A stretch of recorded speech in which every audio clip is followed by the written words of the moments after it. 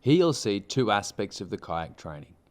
Here you can see Jordan Wood training on an unstable surface on the fitball, trying to maintain inspiratory volumes and match his race pace respiratory pattern.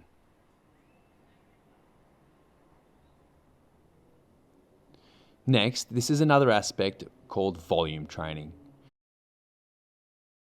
where in the professional view, looking at flow rates, and when we start reducing flow rates, asking the athlete to maintain a flow rate of between 2 and 3 litres per second, you can see the red line extending further each time, increasing inhaled volumes for the athlete, improving diaphragm excursions.